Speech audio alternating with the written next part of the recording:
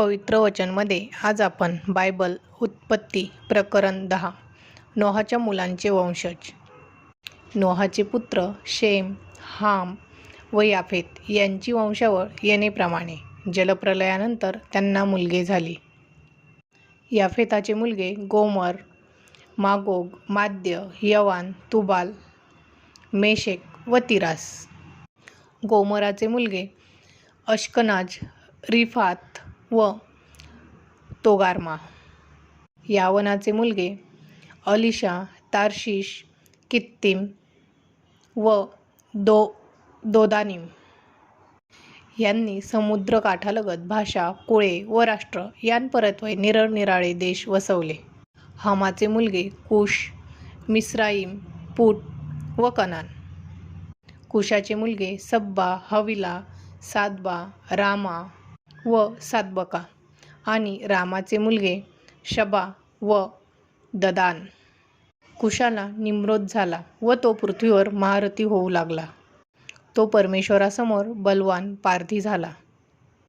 म्हणून निम्रोदासारखा परमेश्वरासमोर बलवान पारधी असे म्हणण्याची प्रथा आहे.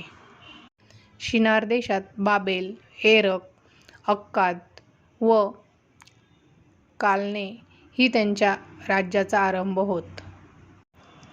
त्या देशातून तो पुढे अश्शूरास गेला व त्याने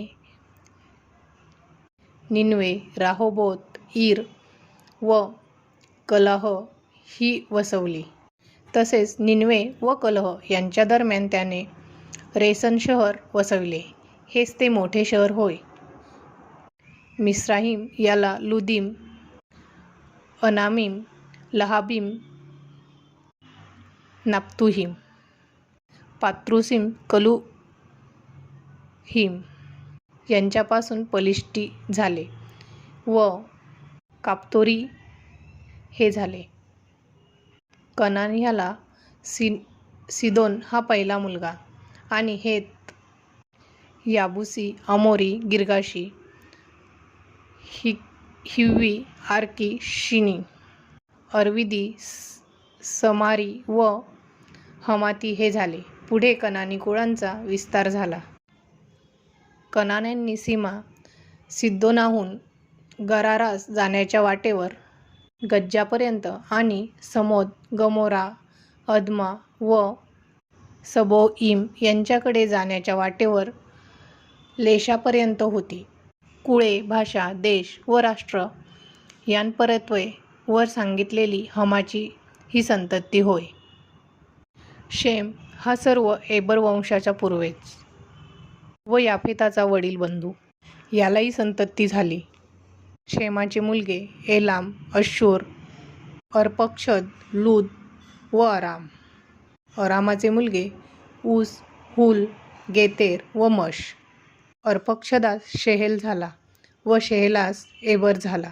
एबरास 2 मुलगे झाले. एकाचे नाव पेलेग होते, कारण त्याच दिवसांत पृथ्वीची वाटणी झाली. त्याच्या भावाचे नाव याक्तान होते.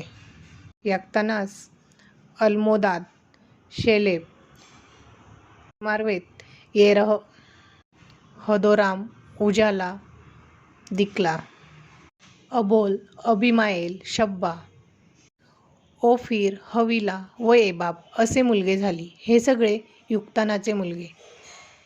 त्यांची वस्ती मेषापासून पूर्वेकडील डोंगर सफार याकडे जाण्याच्या वाटेवर होती. कुळे, भाषा, देश व राष्ट्र यांपरत्वे ही शेमाची संतती होती. पिढ्या व राष्ट्रे यांपरत्वे ही नोहाच्या वंशजांची कुळे सांगितलेली आहेत. जलप्रलयानंतर त्यांची पृथ्वीवर भिन्न भिन्न राष्ट्र झाली. सर्व नोहाच्या मुलांचे वंशज होय. हालेलुया. प्रार्थना. हे माझ्या स्वर्गातील पिता, हे परमेश्वरा, तुमचे खूप खूप धन्यवाद. आम्हाला सर्वांना तुम्ही योग्य ते मार्गदर्शन करता. योग्य त्या मार्गावर जाण्याची सतत विवेक, बुद्धी, ज्ञान आणि समज तुम्ही आम्हाला सर्वांना दिली.